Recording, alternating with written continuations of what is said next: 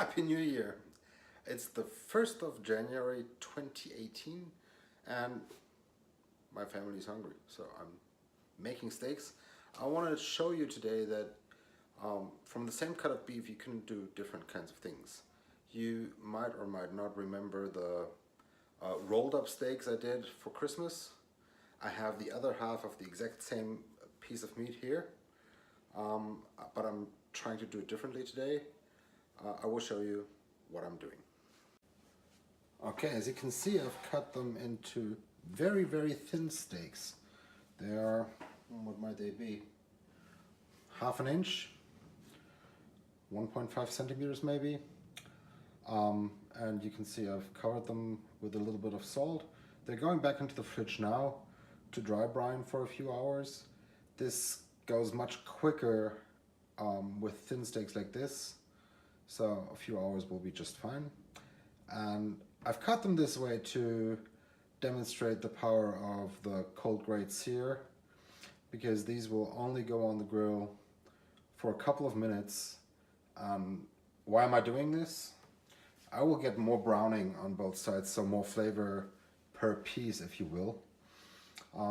It's just an alternative to doing it.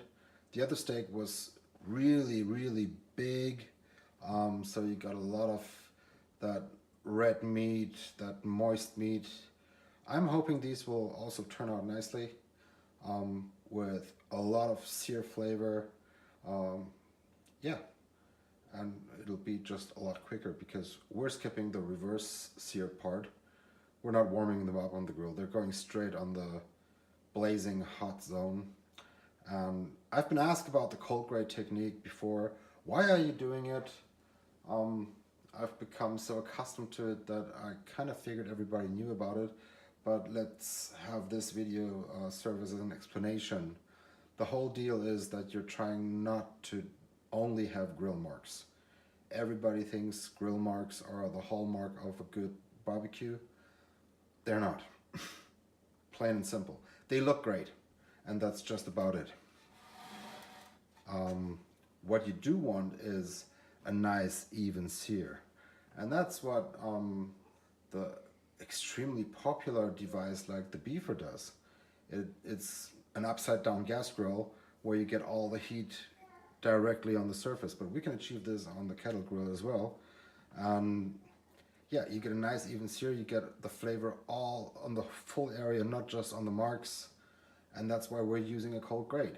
So essentially the colds are only, well, heating up the meat. Of course they're heating up the grate beneath it as well, but not so fast. So you don't get grill marks, and by rotating the grate, you will always go back to a cold part of the grate. And this way you get a nice even browning. And I'll show you that in a few hours. Okay, these are done dry brining, and look at that marbling. What I've done to prep them for the cold grate sear is to pat them dry. This is important because all the excess moisture on the surface would have to evaporate before any browning can occur. So we'll just get rid of that before we sear, and giving it a light coat of oil. This just helps with browning and with even browning. And yeah, well, I'm getting the pit ready.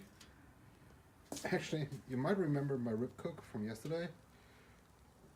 These baskets have a lot of fat on them, so I'm just cooking them off and hope to get them clean this way.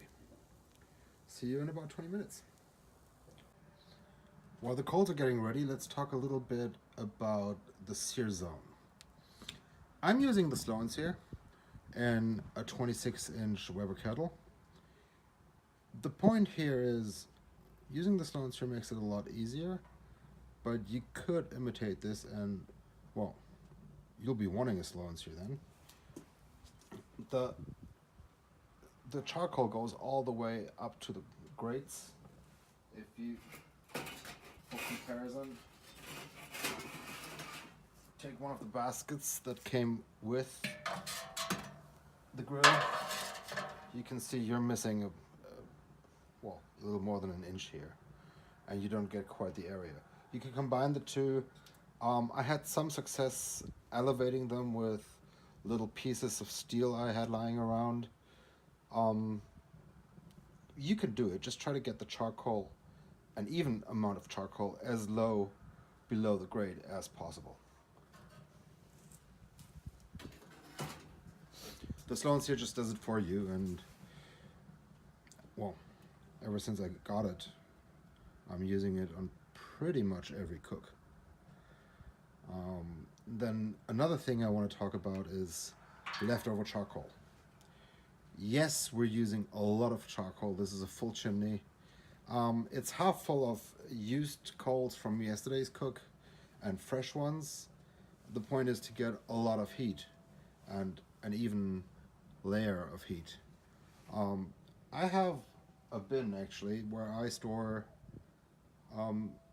coals that I extinguished after a cook, and these are going in there because I'm only using them for a maximum of what, 8 minutes, 4 to sear and maybe 4 to get the pieces up to temperature, and then I just close the vents down, all of them, and they will die, and later I give them a little shake to clear off all the excess ash and put them in my used charcoal bin and try to reuse them on things that are super hot, where I don't need the long-lasting effect of briquettes, and I just need, yeah, fuel.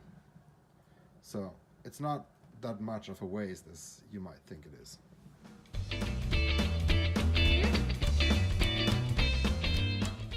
The coals are done. Let's do this. Wear gloves.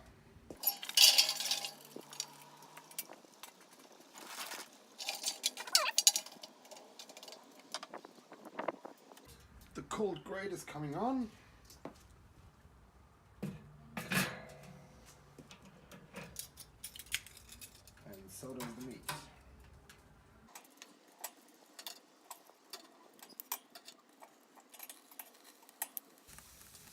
And now you hear some sizzling, but you did not hear the initial sizzling of the meat hitting the hot grate because it's not hot.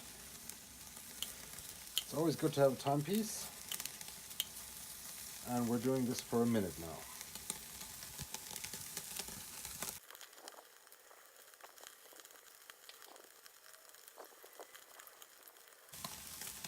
One minute is up. Quarter turn and replace the steaks over the sear zone.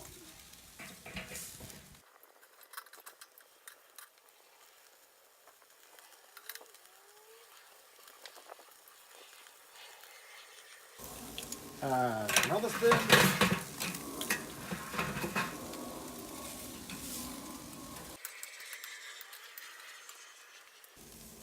After the second turn, I hit them with a bit of pepper.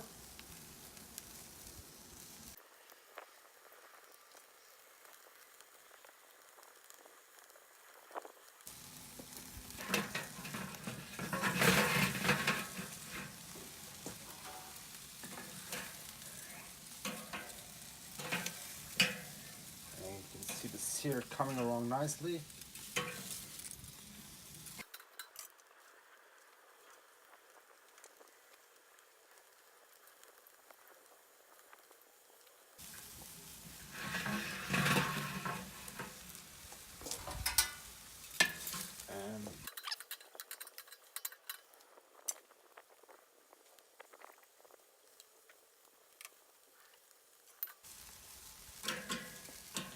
And we're done.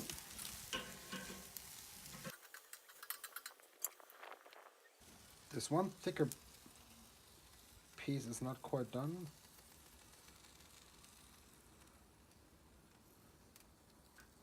This very small one is. And this one too. So I'm going to take these two off and let these rest for maybe 5 minutes. So that's the cold grate technique. It's really easy. All you do is spin the grate. Cut off a piece, and you can see it's still right in the center.